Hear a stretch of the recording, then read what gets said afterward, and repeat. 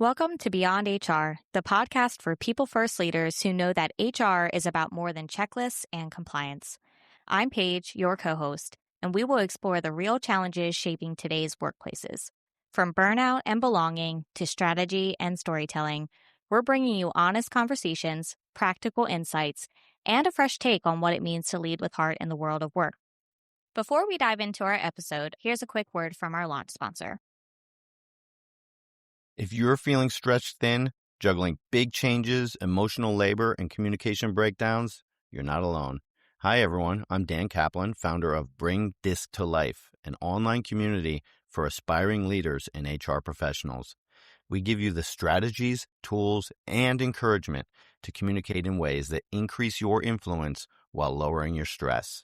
Using DISC, the 5 behaviors, and mindfulness, you'll learn to stay grounded, read minds, and frame your message to influence others. We have live workshops every month, group coaching to unpack tough situations, and tons of easy-to-use scripts, strategies, and resources that you can apply right away without adding more to your plate. So come refuel with a community that gets you and wants to help you speak your truth in a way that's heard.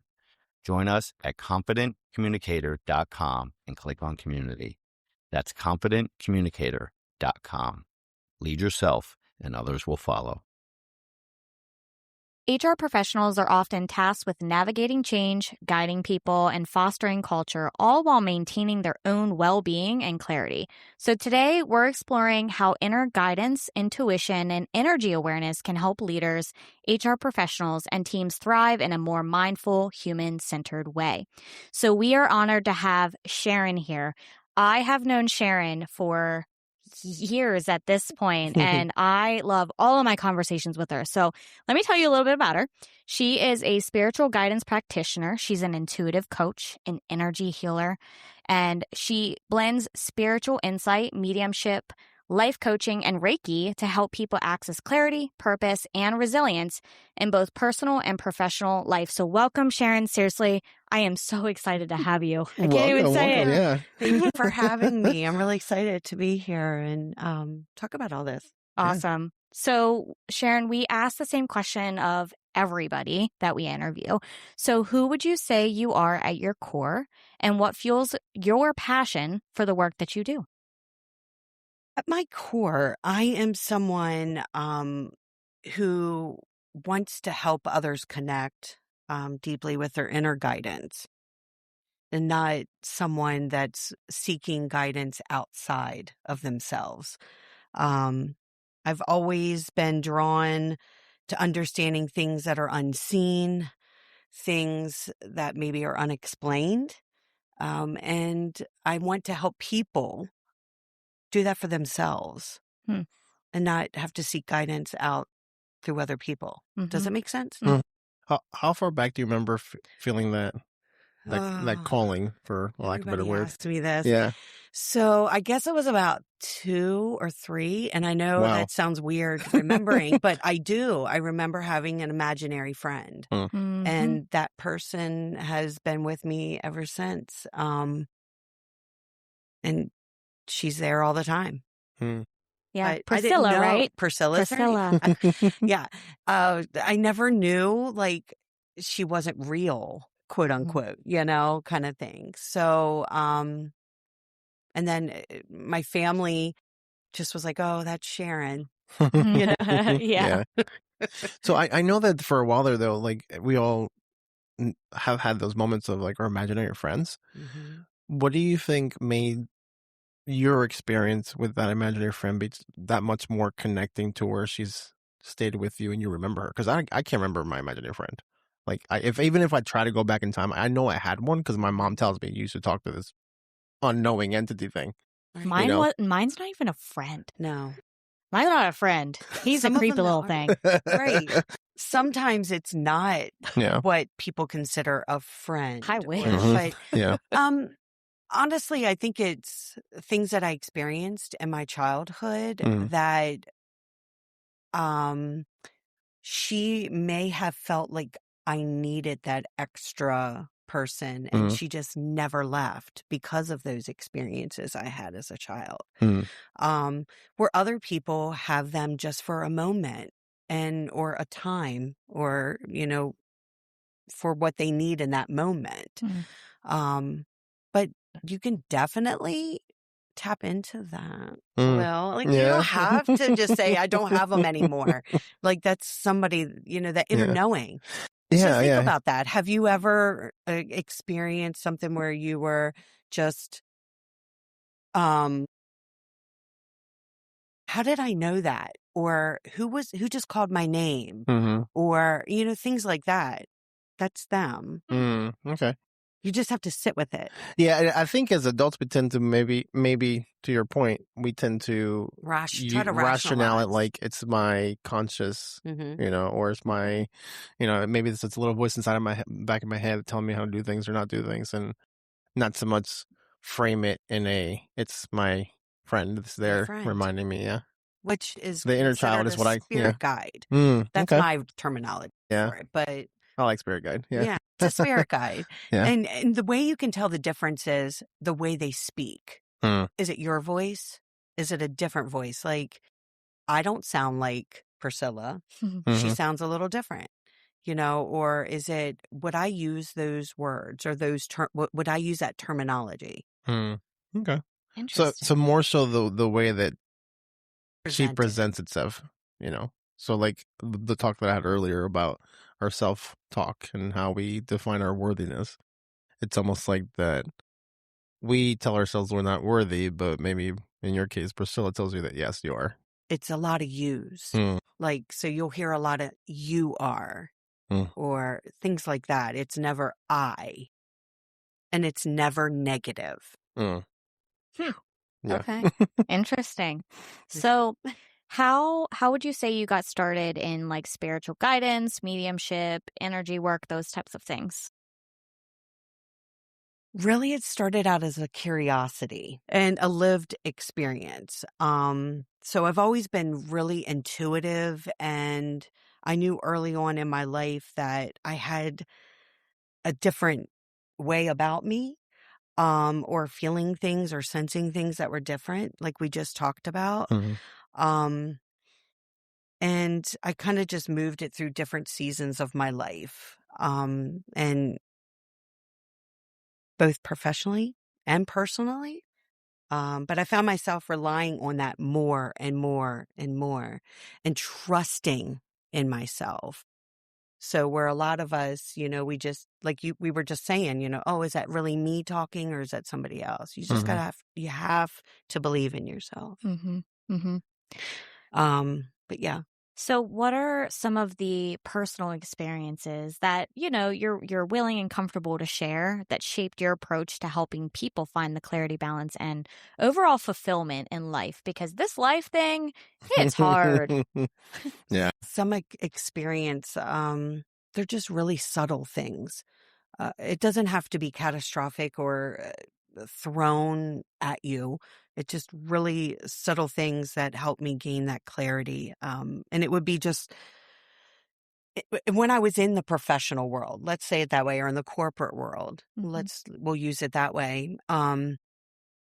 If I would see like things about people or their energies, you can see those subtle changes in someone, and I would reach out to them and actually talk to them about things. And you can't get personal. I understand that. You can't get too personal, but just holding space for someone. So some of the experiences that I had in the professional world is holding space. Even if that's just an open door policy, come on in and talk to me. But that's and I found that I have really good connections with people because of that. Now, if you're talking about spiritual experiences, Paige. Both. Whatever you are comfortable with sharing. Like haunting experience. No. Oh, gosh. No, maybe I don't want to hear that one. No, I'm just kidding. Spiritual experiences for me is with my children. The personal ones would be how I would sit with my kids and allow them just to be themselves. We talked about this, earlier, but that my experiences would be with holding space for my kids. I love that. Honestly, I found myself the other day. It was like a very odd feeling, but I just sat there and just watched both of the girls, and I was like, Right. what am I doing right now? And I was so hyper focused on what they were doing, and I was like, oh, that's really cute. I didn't know they knew that. Just Yeah. holding space and Yeah. being present. Yep. That's And just so watching. important. Yeah. But that's important for every type of relationship. Mm-hmm. Just allowing yourself to be there Mm-hmm. in that moment. Because we're all going a mile a minute, right? Like we Mhm. have so many things that are in our head, so many things that we're thinking ahead of time for. Just be present. Mm-hmm. And I Yeah. know that's hard, but It is if we hard. can slow down, Yeah. be mindful, just be present.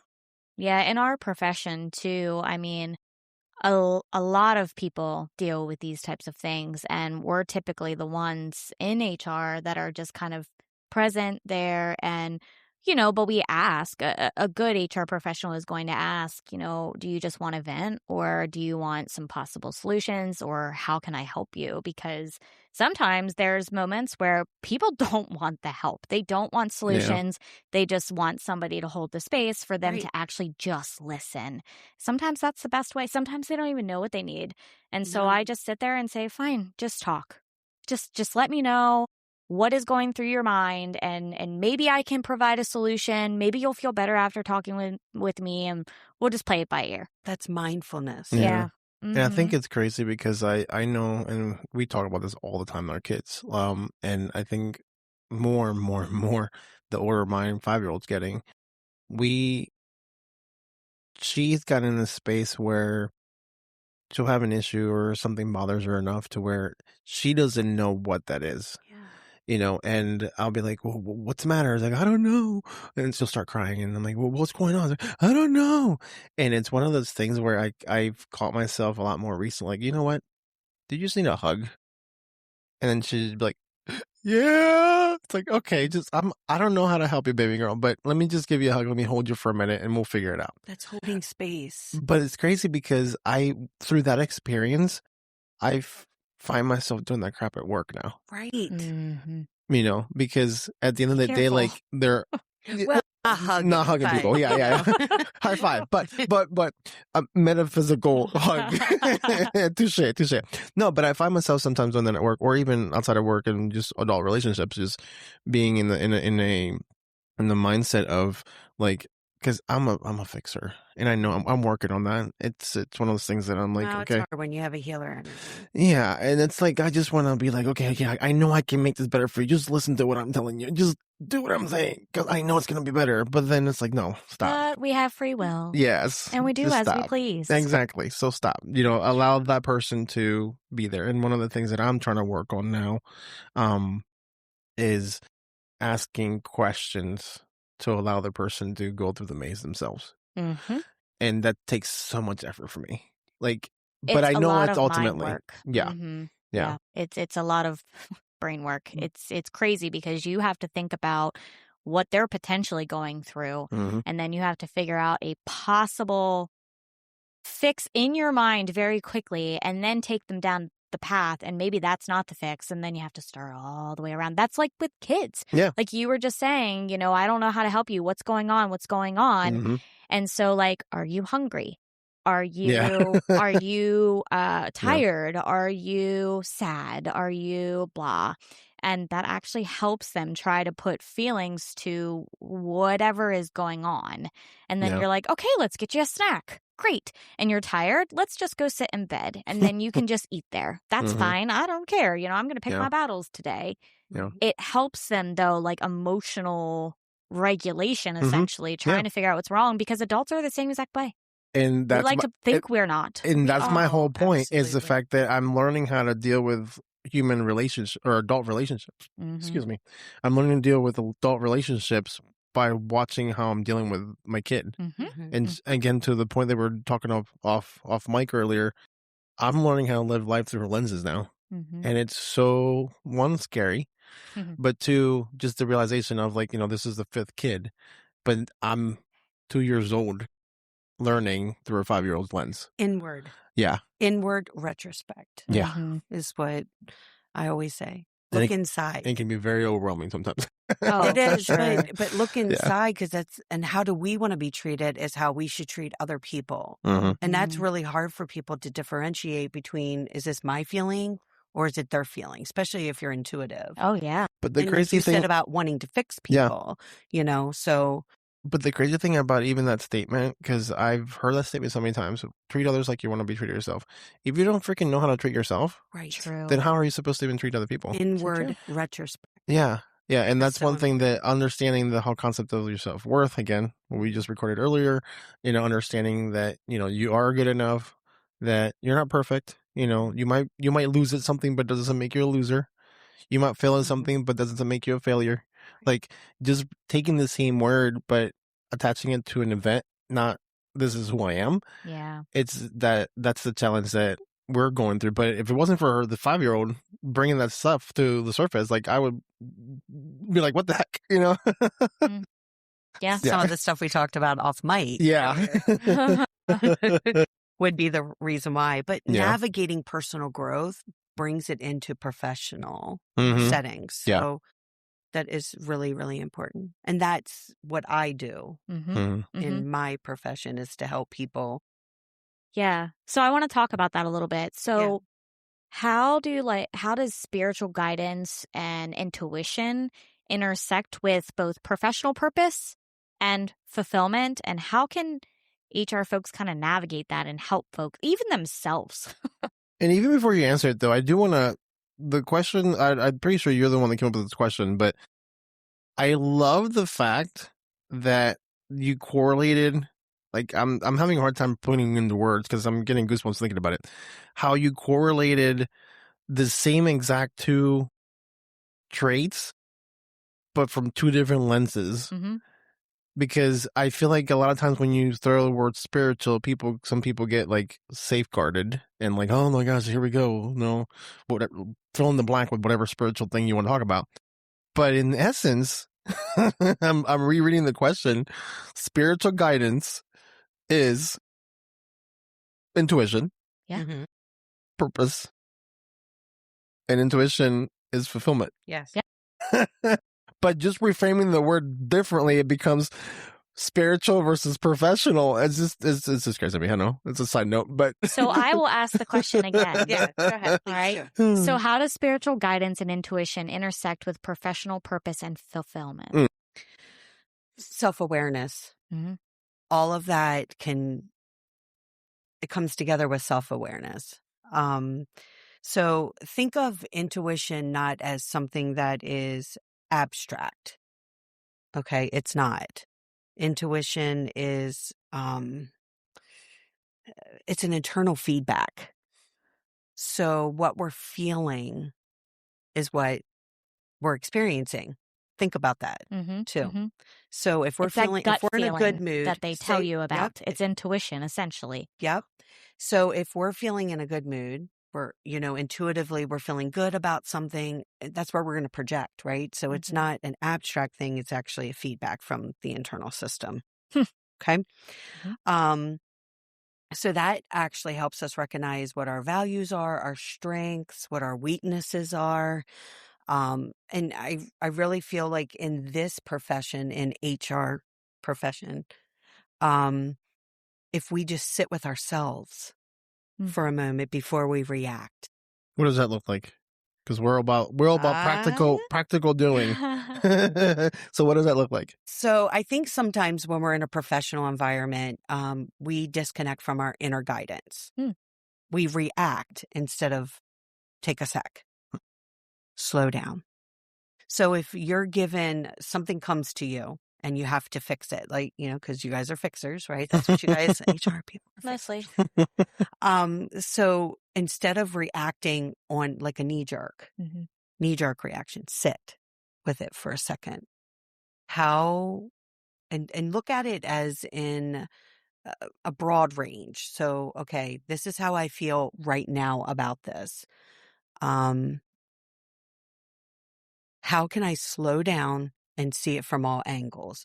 So what that person's going through, maybe what the the manager's going through, things like that, and sit with it for a moment and just kind of survey the perimeter, for lack of a better term. Just survey it and see it from all angles first instead of knee-jerking reaction. Does that make sense? It does. It does. Yeah. And sometimes people want such a quick piece of advice, and when you can't go through the motions. When I tell them, give me a few days, I really need to think about this one. There's a lot going on in this scenario, and I just want to make sure I'm thinking of all of the pieces so I'm not giving you the wrong information, right? So the best thing maybe would be, okay, this is don't ever say my initial thought, because we're working off of knee-jerk reaction, exactly. right? Yes. I don't like initial thoughts. Right. Nope. Initial thoughts can get, but, maybe give them something that they can, what you're intuitively feeling. Like, I feel we can work this out. I think when people come to HR, and look, I'm not in HR. I mean, I was in the professional world for a long time, but I'm in the spiritual world now. So people want to be seen. They want to be heard. So maybe the knee-jerk reaction first would be, I hear you. I see you. Give me a moment. And even check-ins. Yeah. Even if you're like going through the motions, and I don't know what you guys have to do and what your procedure is, but people want to feel like they're being heard, because again, intuition isn't something abstract. It's an internal feedback. So we're in higher alert. Does that make sense? Yeah. Where did the idea come from that only certain people have intuition? No, that's fake. Where did it come from, though? I don't know. Okay. I really don't. I've heard so many things over the years. Yeah. Everybody has intuition. Because as I hear you talking, the phrase, the words that come to mind are, intuition is a spiritual muscle that if you don't exercise it, and you're never going to be able to use it. That's not true. People just don't listen. There's some, right. And there's some people that are more in tuned. How about if we use that? Okay. They're more in tune to their intuition than other people. Some people are just so clouded and jaded that they can't allow themselves to be open and free to that suggestion. It would be more, it's a personal thing. I think every single person that walks this glorious earth has intuition. Okay. Every single person. They just, it's some people are better at it, I guess. Would there be something that you would say is a good starting point to try to develop, or not develop, because we already established it's there, to become more aware and continue to grow that aspect of themselves? Develop is a good word. Okay. You can, the best way to do is trust yourself. A lot of times people don't have discernment and they automatically think it's a negative thing. A lot of people live in the negative, right? Oh, woe is me kind of thing. So the best way to enhance it or extend with your intuition is trust yourself and not always think this is a bad thing or a negative thing. Because sometimes our intuition isn't always the most glorious, bright light, eye-awakening thing. Sometimes our intuition is, that person's not so good. Or maybe this isn't a good job for me or something. Do you see what I mean? So it can be negative, the intuition, but it's a positive thing to help you. Sure. It's a way of looking at things. Yeah, and I hear the intuition is almost like a guide for good or bad. It tells you don't put your hand in the hot water or go ahead and pick up the roses. Okay, but it's one of those things where, like, being able to, I guess, challenge yourself to when you feel that tug and it doesn't fit in the environment that you're in, fill in the blank. Which is scary. Relationships. Right? Scary. Parent relationships, romantic relationships, work, whatever. What do you do with it? It's scary when you're like, is this me just thinking, so say your intuition says this is not a good relationship. Let's use that. Okay. Immediately what you feel is, I'm just overthinking it. Or then you go to, I don't want to be alone, or I don't want to have to start over. Fear. Yeah. Fear. We Right. talk about that often. Yeah. Fear. Fear is a very stops powerful a lot driver. Of things. Hmm? It's crazy how Yeah. much that actually stops. We call it the F word. But no, it does. Fear. Yeah. So, but it's a positive thing in the end because they're telling you to just think if you move away. Let's say you go with your intuition and you get out of that situation. Let's just say, look at all the positive that's going to come after that. Yeah, it might look kind of cruddy or muddy or cloudy for the first several weeks, maybe a couple months. But in the end, you're like, wow, man, I'm glad I did. And it's hard for people to even see that because it's like that's the future. They get stuck in a rut, is what I feel. Well, I think we also get programmed too. We get programmed to don't question things too much. And I think that's a societal thing too. And then if you do question it, did you give it enough chances? Did you give it enough time? Or are you quitting on something? Are you just giving up so quickly, so soon? And then all of a sudden, you're 5 years later, 10 years later, 20 years later, in the same situation because of the fact that you're questioning, and then you're looking backwards 10 years. You're like, man, I should have left 8 years ago. Yeah. Right. I hear that. I hear that often from people. It's like, man, I'm so much happier now. But in the professional world, in the HR world, if you create that space where, if organizations, I guess, would create that space for reflection and intuition, giving them the opportunity. I really feel, maybe I'm on a soapbox, but I really feel like if companies would be more open to allowing people to have that mindful space, even if it's just an offshoot room that isn't being used and somebody could just go and just sit with themselves for a minute. Sometimes we just get overwhelmed in a situation and we just need time to reflect. Yeah. Yeah. That's just fair. saying, that's my soapbox. Yeah. No, I love that. And I feel like if you sit with yourself, you can actually find more so inner clarity. And then once you find inner clarity, you can actually be a better feel valued. Right. You can.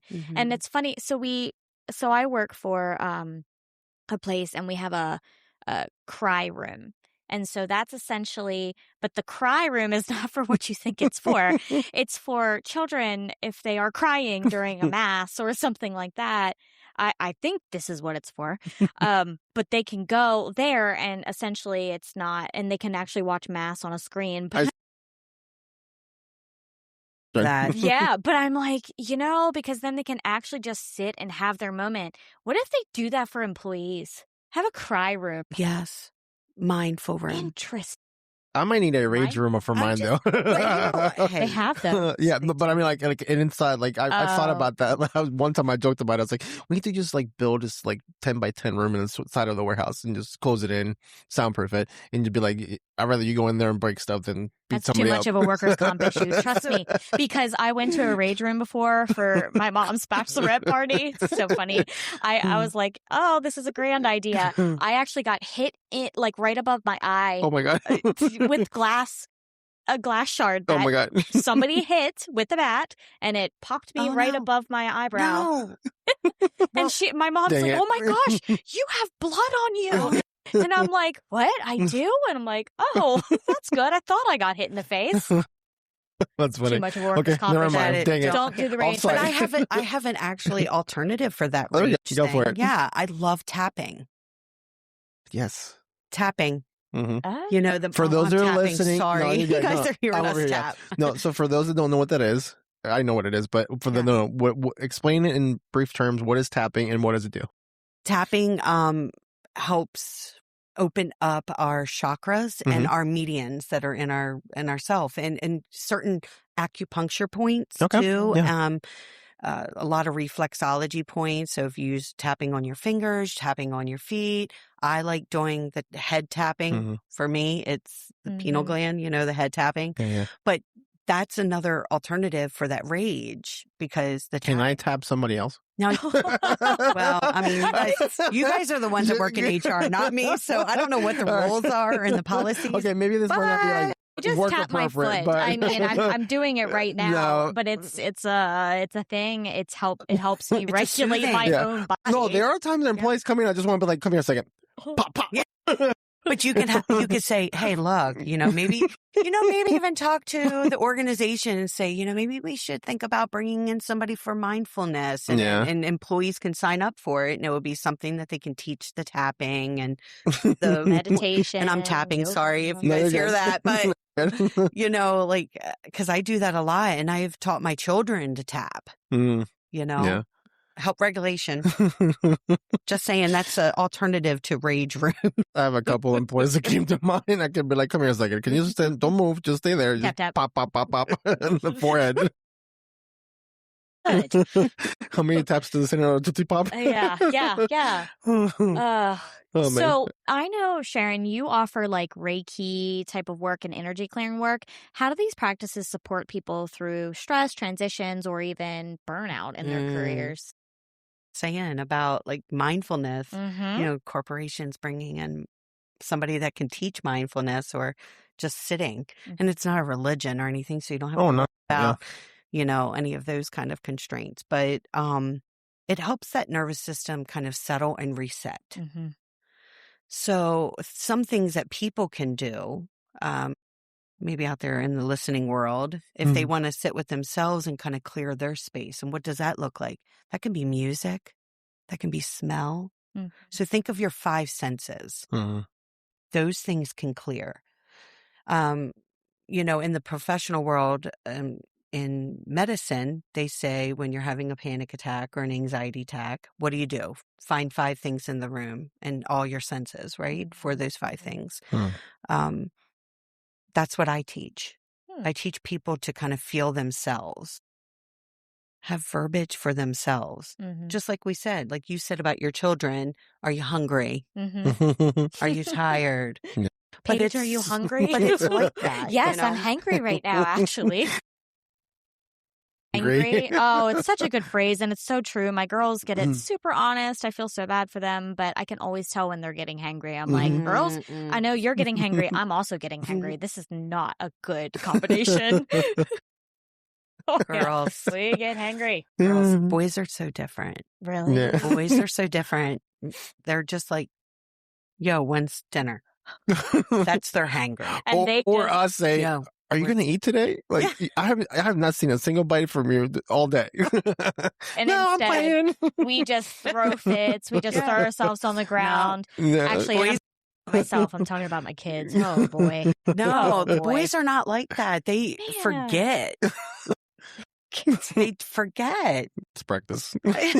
Girls just don't know. And they're like, oh, yeah, I think I am hungry. Long as they have their Dr. Pepper, I'm done. That's Boys funny. are so different than girls. Yeah. And you have 2 boys? I have 2 boys, Yeah. and I have a daughter, a bonus daughter. Oh, okay. And she was different than the boys.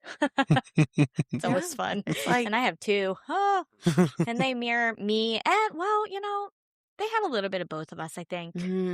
They got some tendencies, poor things. Yeah. But yeah, you're right. Well, like there's like, hey, did you eat today? Yeah. Or you go up there and there's like 15 million bowls. Oh, And yeah. you're like, oh, there's the spoons and the bowls. Yep. Yeah. How did they eat? I didn't even see it. So, but I feel like if you just show up for your employees, that's what I feel, and create that space for them to be able to release whatever it is that they're feeling. There's some people. Okay, think about today's world and how things are right now, currently. People don't even know if they're going to have a home. So that can carry over into work. That energy can carry over into work. Yeah. That energy then can bleed onto other people that person's coming in contact with without even speaking a word. And they don't even know it's They happening. don't even know it. Yep. It enters the aura. It enters the space. So when we as professionals see something's shifted, something's changed, because we need to be open in our intuition, right? then we need to have a reset or a cleanse. What's that look like? Well, if I'm cleansing, I'm going to use me some sage and stuff. But you can't we have that at the house all the time, everywhere. You can't use that at work, Yeah. you know, Right. typically. So some of the things you can do is have an upbeat activity. Let's do a craft together. Although, by the way, depending on the place, I know that funny. my current employer, I can't do it because it's a food grade, but my previous employer, I did have sage essential oils with a diffuser. Or the sprays. I did have that. Right. That's I was able to use some of that in my Right. doorway, almost like to ward off demons. Yep, I'm gonna ward put them off. some- But Yeah. that's what I was going to say. Yeah. Use music. Mhm. You know, you can even use bells. You know, in my office, in the professional world years ago, in my office, people knew I had a bell that sat at the end of the desk. If they were I had a bell and I had a drum. Just one little drum. And they could come in and just kind of ding-a-ling-a-ling-a-ding, you know, and clear the space. Okay, that's all I needed. I just needed to ring something, you know, or let me hit on the drum a little bit. Throw the bell in somebody's back. You know, it's because, you know, Sally may come in here and she's not feeling well today. So it's got everybody's energy down. Yeah. So energy releasing and clearing. But for us in the professional world, you in the HR, especially because you're the go-to, right? Yeah. Yeah, and so we're holding all of this, okay? So like for all of the listeners, think of us holding these big bricks on the top of our shoulders. Yeah. And I don't even have to have you imagine it because you're doing it every single day. So how do you clear that? Yeah. Music, a bell. For you personally, how do you clear that? Yeah, so like any HR type of person or this anybody is- that's kind of holding that. This is I love this. Exactly. So I do a lot of visualization, and I teach a lot of visualization, allowing that white light to kind of come down and just cascade over us, or a waterfall, a glistening waterfall. And I know some people are listening and are like, oh, I can't do that. I can't visualize. Because I heard that they have like a 1 to 5 apple thing. Like if you can see the apple or you can't see it, whatever that is. If you can't close your eyes and visualize it. Yeah. So if you have a hard time visualizing, I suggest that when you leave your office, you kind of turn back and you just shake your hands. You have to leave it there. And I know that some people are listening and say, well, that's impossible for me. Then do it when you get in your car. Keep doing it. Because when you go home, you have to be present there. Yeah. Absolutely. And I think it's crazy that our profession has been conditioned to go against that. Carry everything Because all the time. Because, you know, and as I'm doing it, I'm holding this, you know, because of the emails that come in or the text messages that come in or like phone calls, especially like in the non 9 to 5 type facilities. That's why I left that. Yeah. life. And you're constantly in that you need to be on the go mode. I know for me, like one of the things that I started doing a little bit ago, and it helps a little bit, not 100%, but it helps a little bit, is giving myself at least a span of time to do that, knowing that from the time I get into my car, this thing is off. On top of the fact that it's nice that it's legal to text and drive now. Yay! Yeah, I can't. But like the phone's off, I'm done. I'm gonna be in the car. We'll listen to music because even with my kid, that's what we do now. Like we don't do anything else. But how was your day? Everything good? What did you learn today? Good. All right, let's pop the music on. We got 20 minutes to get to the house. And giving that space, knowing that when we pull into the driveway at the house, that crazy part of the world is going to start in that door. You know, because we have animals. So shake and we it have, off at the door.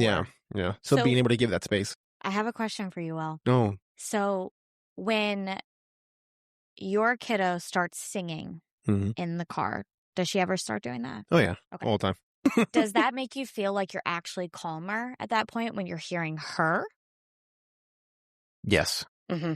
Yes. And I think for me, it's because I'm more in tune and aware now that is her way of receiving source and her way of giving that vibration back.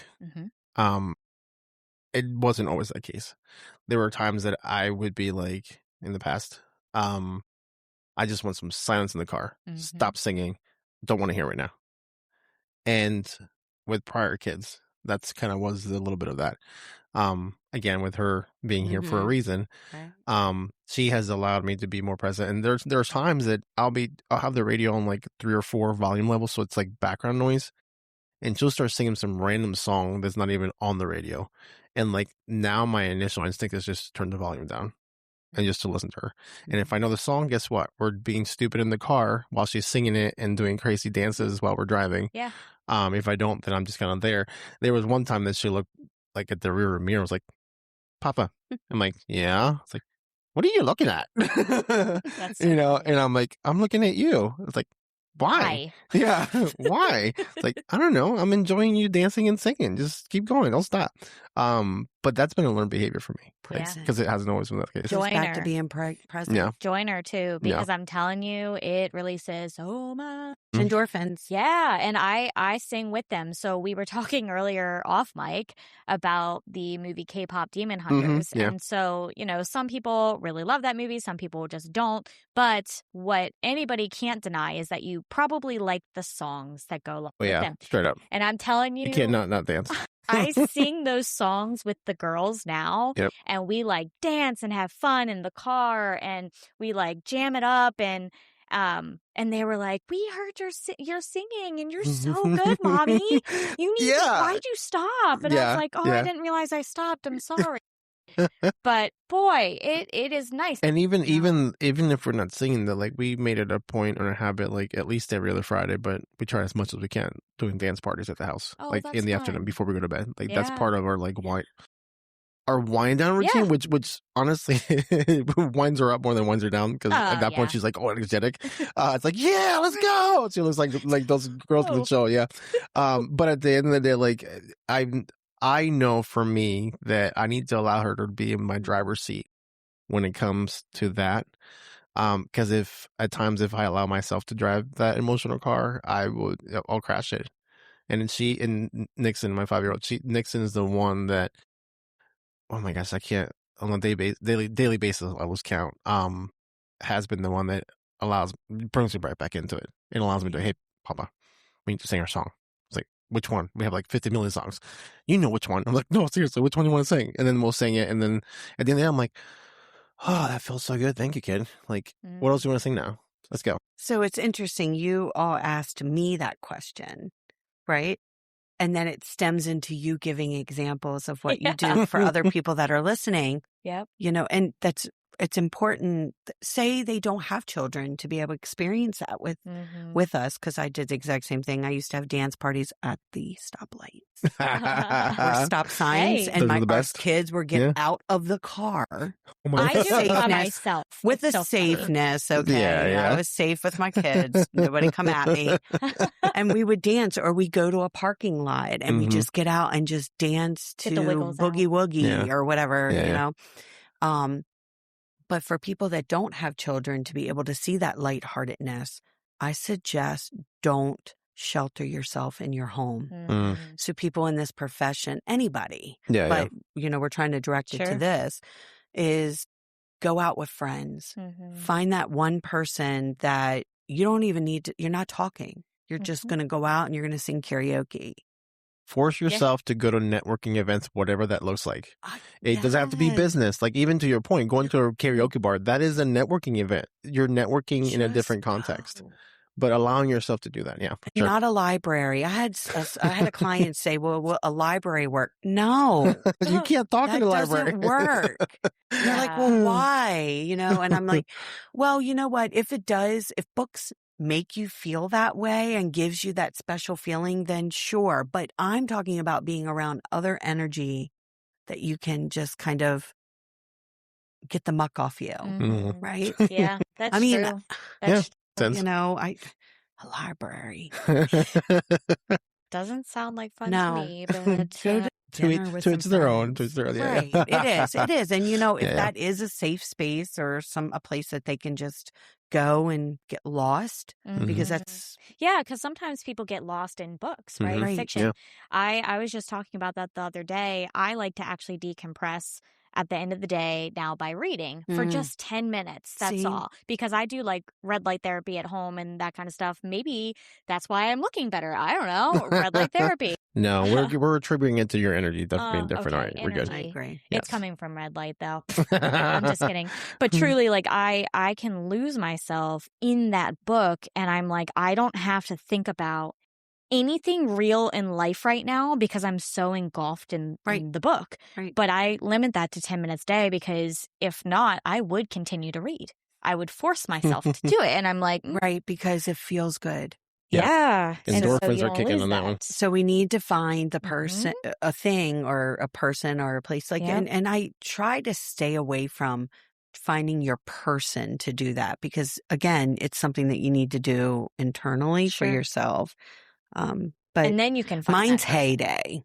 Heyday? What is that? It's a game. Oh, it is a game.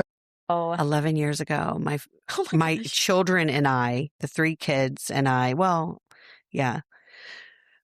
We've been playing this. I have not stopped. It's just a silly Facebook game. Oh, and you create a farm and you have a village and you have a town and like that's right. Yes, it is. And you have to do things. So that's mine, like I have to limit because I look down and I'm like, it's been 2 hours. Oh my gosh. So I have to limit. And now that I'm not, my children are older. So I'm like, how do I clear my space? So find that balance. Yeah. Yeah. Yeah, you do have to find the balance because your endorphins are pretty high at that point. But okay, so I know I could talk to you all day. I have a few more questions for you, and if Will wants to chime in. So one of the things I'm kind of curious about. So if HR leaders were open to spiritual insight as like a complement to psychology or culture work, what practical steps could they take to incorporate more awareness, self-understanding, and human readiness into their organizations? Like we spoke about mindfulness, place that they can have that mindfulness, or even call in practitioners, make sure they're experienced and professional. Yeah. I was going to say, how giving you the look. Validate that. Research. Or Sharon. Oh, well. Yeah, there we go. Or I can help you find somebody. But so just. We can do a shameless plug. It's okay. And we will do a shameless plug later. So get ready to talk about yourself. So I think really, creating those, a seminar maybe even. Yeah. I think it's a great idea. Think about this. What do we see on social media? A lot of negative. Well, negative, like, yes, but I mean, but it's also an open box.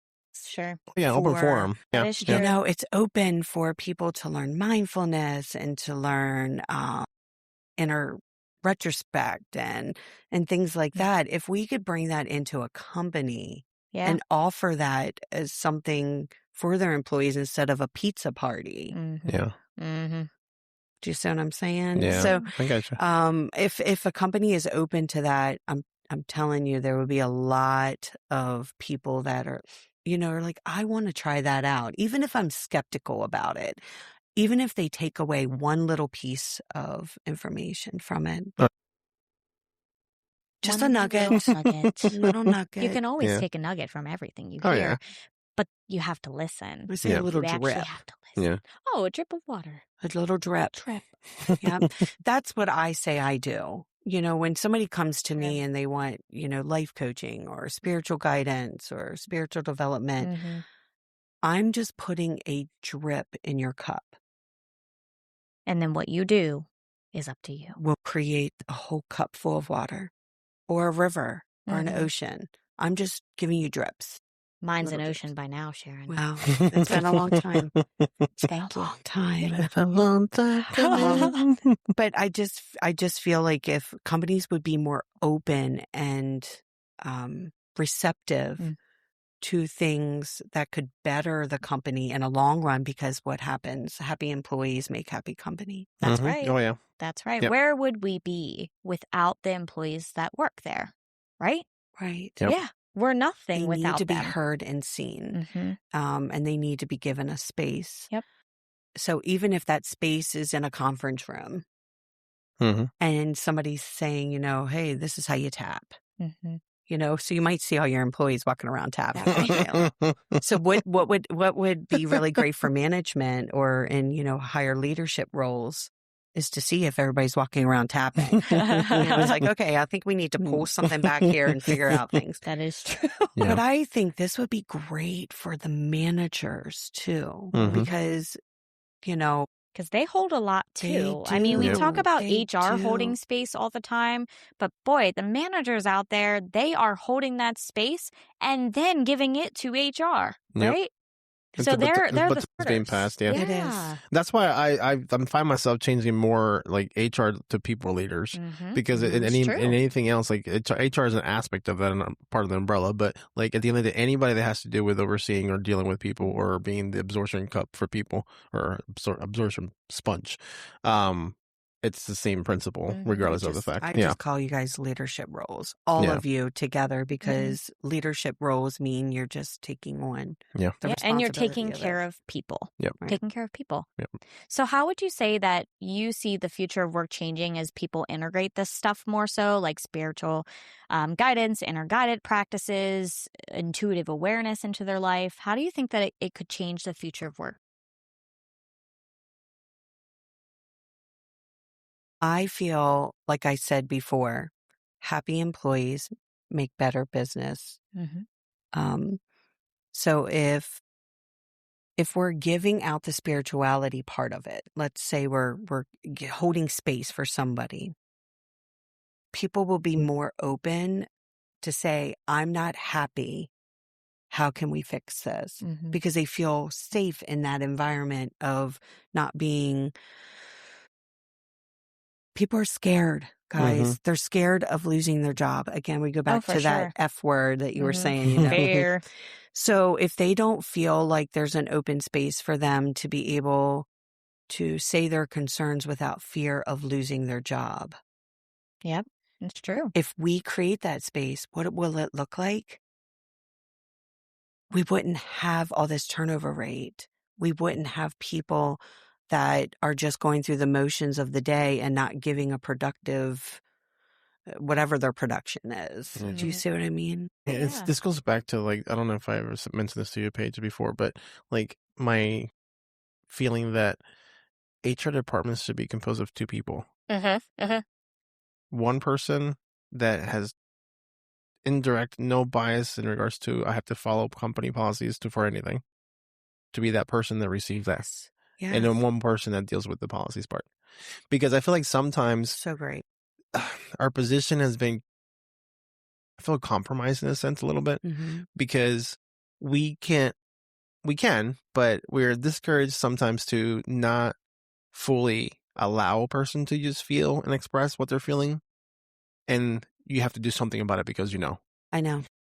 and it's almost like there's no like actual safeguard to say, whatever you say right now to me, get it off your chest.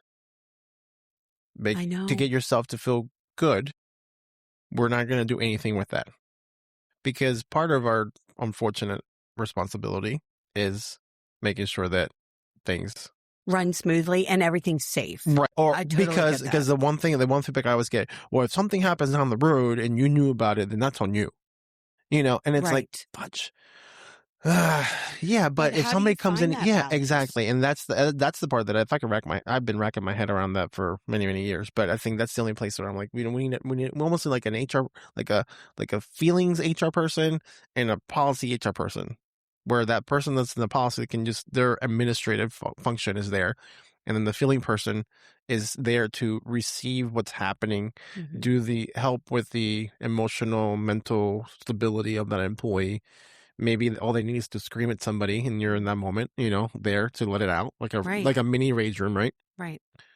But if somebody says, I just feel like I want to punch Bob. Right. You can't. Not be like, oh, yeah, we got to talk about that because you can't be punching people and that's the threat. Like having that, allowing that person to express how they feel because they may never punch Bob. No. It's just that in that particular moment, they're very, very frustrated about the situation and the position that they're in. That's what a therapist is for. Yeah, but unfortunately, not everybody can afford therapists. And that's You're why I right. said if companies can bring in Yeah. people that are, have that spiritual background, which is nothing to do with therapy. Mhm. I'm not a Mhm. therapist in Yeah. any way. So with that spirituality, maybe give Bob the tools or Whoever wanted to Whoever punch it was. Whoever Bob. wanted to punch Whoever wanted Bob. to punch Bob. give them By the way, Bob tools. is a very loose terminology that I'm using here. I just Oh, realized yeah. that I do have an Yeah. employee named Bob. Oh, But- gosh. No, nobody He wants is to not punch Bob. talking about No. Bob. Put in this Yeah. little disclaimer here. This is not about any particular Bobs, and This it's is just not the a real Bob. hypothetical Yeah. Bob. Right. So, but if Sally Mae was given the option or the tools to know what she was really feeling, instead of saying, I just want to punch Bob, she can Mhm. say, I feel like I'm not being heard. Mhm. Again, it goes back to your girls. Are you hungry? Are you tired? Yep. I am They tired can of this. speak what Yeah. they're feeling. So I work with clients to be able to, with expression, Yeah. right? And that's what I do with clients. I'm like, what is this feeling that you're having? See, now I'm Yeah. all over. I'm like Oh, yeah. going crazy here because I want to speak so much about stuff. But so instead of, what is the real feeling? What is the real emotion? So if that person came to you and was like, I want to punch Bob, yeah, you have to deal with that because that is a threat. That's an HR thing. But instead of him coming in saying that, he can come in and say the true feeling. Well, I sometimes feel like I'm not being heard. And sometimes I think for me, like where I go with that is like, they'll say the initial statement, I feel like I want to punch Bob. And I'm like, why? Right. Yes. I feel like there's something perfect for you underlying guys. there. It I feel like always there's is. something Mhm. underlying. You are feeling a lot right now. Yeah. And so just Right. try to explain the best way that you can. And I know that it's really hard to explain these things, right? Because I'm also human. That's Yeah. one thing that I always tell people, like, I am a human being too. I'm trying to figure out life just like you all are. Yep. Okay. And I'm here to help you, but also you need to navigate your own feelings too. You can't And we have to automatically figure go out to the Yeah. root cause, Mhm. right? The underlying thing. If somebody doesn't like the word root cause, maybe something underlying. What is Yeah. underlying that? What's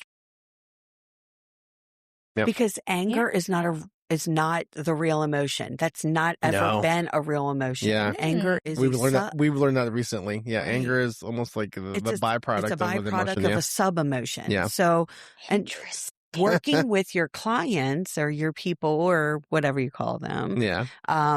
working with them is giving them the verbiage Mhm. of what I'm really feeling. And then that goes back into Yeah. corporations or HR going to their guys and saying, hey, I think, how if we bring in this Mhm. or bring in, yoga or something. I mean, there's so many different modalities that can be used Yeah. to help give people. And you know what? You might not get anybody that they're scared Yeah. or they're afraid of being looked at differently because they're going to a tapping class. Yeah. And that's where Do we you have see to what I mean? we have to show up in a certain way as the people trying to break into that. And Mhm. again, one of my challenges, because kind of we were talking early again Yeah. off mic, we're bringing all these traumas from childhood, adolescence, Yes. young adulthood into the workplace. You turn 18, 21 and you're working somewhere. But if nobody ever taught you that it's okay to feel, that it's okay to express, it's okay to do these things, Right. then even if somebody comes to you and says, hey, why don't you try tapping with me? Well, I don't want to do that. Like, Why what would I is want to do that? Yeah. Like, well, it's really going to help you out. No, that's okay. That's some crazy spiritual voodoo stuff that yeah. Woo-woo. That's what I hear a lot. And It's woo-woo. Yeah. I know. I heard that earlier today. That's funny. I don't know where the hell did this woo-woo come from. Woo-woo. To me, it sounds like a party. Woo-woo. Yeah. But that's automatically placed in that bucket of like things that are taboo, I guess is the best word I can think of. But it's just different. yeah. It's different than what people would think of off the top of their head. And that's sometimes hard because sometimes people go down the path of not wanting to think. And so it's a lot of work to kind of think. goes back to that woe is me type of thing because it is Yes. hard to think. It is hard to think about what is actually wrong. And sometimes you don't want to hear what is actually wrong. Or you don't want to do the work. Exactly. I think That's actually hard. that's a lot. work. I get that. You Yeah. know, people want to, they come to me, because I have all these labels, right? Like I'm like all these, I got all these titles. Woo. They come to me and they just want me to remove or get rid of. Mm-hmm. And we talked about this off mic too, Mm-hmm. just get rid of it. Just give me the answer. Just, I can give you the tools. Mm-hmm. I give you the tools and then, what you do with it. Remember that drip. Mm-hmm. I'm that drip in your cup. Mm-hmm. So when people go to get Reiki, where they're clearing space and working on your chakras and your aura and things like that, that practitioner isn't they're not necessarily clearing your area. What they're doing is they're reading your energy and then giving you a synopsis of what they've come up with. Mm-hmm. And then they give you suggestions. Based on this chakra, whatever, it's connected to this and that. Yeah. I think it's crazy because Tools. we can talk about this forever with me, I but know. I can talk.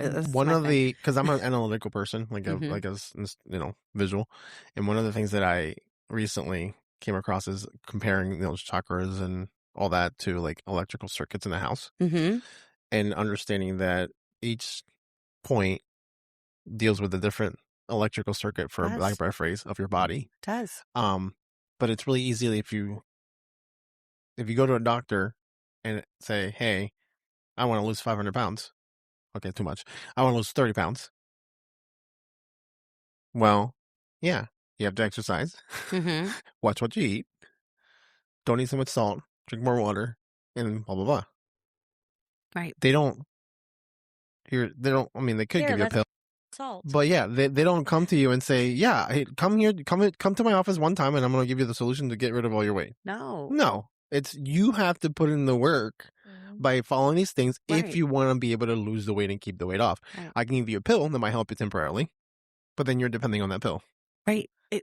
Tools. Exactly. So people in my profession, they give you the tools, the drip, and then you have to do it. Yeah. It's not cut and dry.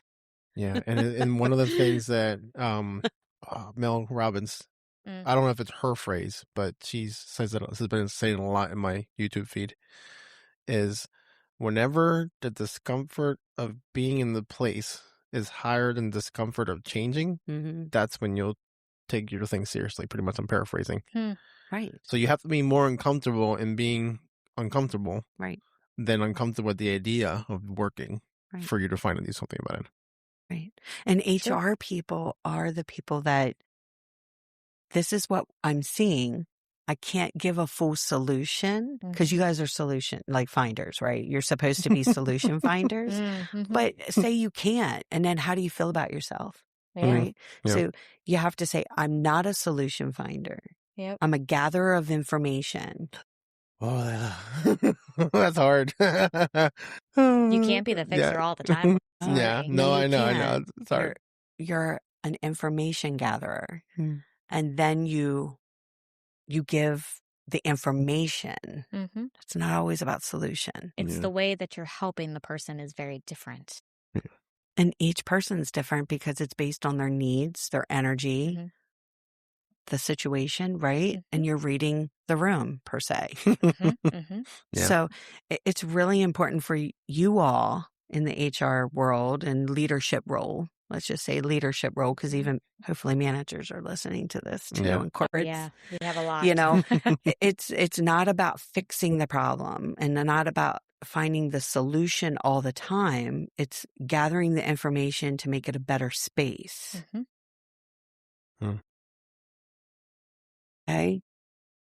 I'm soaking that one in for a second. Soak it in, be a sponge, yeah, and think about it. Just The sit with drip. it. Just sit with it. Because we can't, there are some employees that we're going to get that are just never going to be happy. It's never. And they have to choose it. Yeah. It goes back to them. Yeah. Yep, so absolutely. Here's the information. I'm giving you all the information you need for help or whatever the situation is, but I cannot fix this. I'm not a solution for you. Yeah. Yeah. Now, it took a lot for me. Well, seriously, it took a lot for me to finally realize that in life because of my profession. I want to clear space for everybody. I want to fix everything and everyone. But you can't. But you can't. Yeah. And I've learned that. It took a long time, but I'm old. Just kidding. Took a long time. So let's start to wrap up. So sad to say that though. Yeah.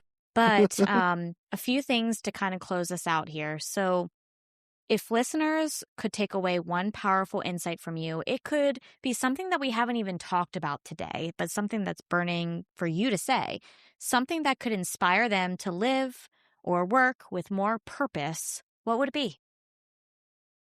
If there's one insight I leave with listeners, it's this. The clarity, purpose, and fulfillment you're seeking already exist within you. We look for that outside resources.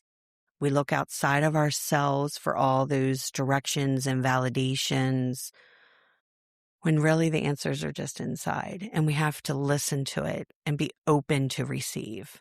I always use that term. You know that, don't you, Paige? Be open to receive. So I want you to pause, tune into it, and then if you have to, sometimes we have to just let it go. So my saying is always sit with it, examine it, and then let it go.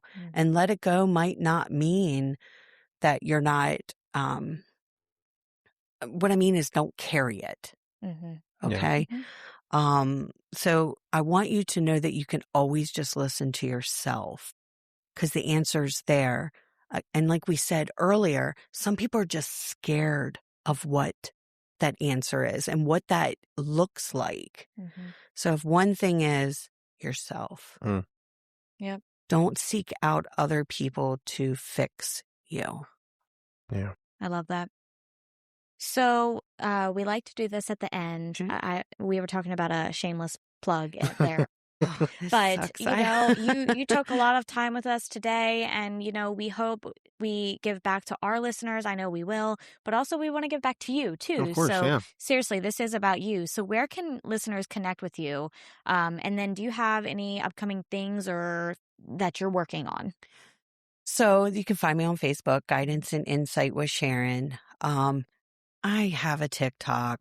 We got to get you on TikTok, girl. I was thinking about that earlier. We got to get you on there. I think I'll host you. I'll be your MC. At Medium Sharon. I think that's what it's called on TikTok. But Instagram and Facebook, I'm old school. Can you tell? Well, don't be judging me. You didn't drop a MySpace account, so you're good. No. You know what? That's true. I still have my username and password on MySpace. Is that even a thing anymore? But anyway, at Guidance and Insight with Sharon, a lot of times I just do pop-ups, you know, and things like that. But so I do have a lot of stuff in the works, and I'm not going to come out and say everything yet. Okay. She'll tell me after, right? Right. There are some things coming in, and they're really exciting things. Awesome. A lot of self-help stuff. Yeah. But just be watching because I do like pop-up things and fun times. I even do classes and workshops and things like that. But this new exciting thing's coming, and I can't tell you guys. So sad. I want to. Maybe after off air. There you go. Yes, off air. I give the scoop. So that gets you guys to come back from work. That's it. Well, because, you know, when things are still kind of plug and play in the back, you don't want to over, what did they say? Not overshare. That wasn't the right word. Wow. I don't want to, I just want to keep it for myself first. No, you're good. Understood. Put it in safe space. You're good. Nope. Understood. You know. Well, Sharon, thanks so much for your time. Definitely. We Thank really you so much. having me, guys. This was so much fun. It's fun. And it was great. It was great. Thank you. Thanks for tuning in to the Beyond HR podcast. We hope today's episode inspired you to reflect and grow in your own HR journey. Connect with us on LinkedIn, Facebook, Instagram, TikTok, and YouTube at Beyond HR Podcast. If you found value here, share it with your fellow HR professionals. Until next time, keep making an impact on yourself.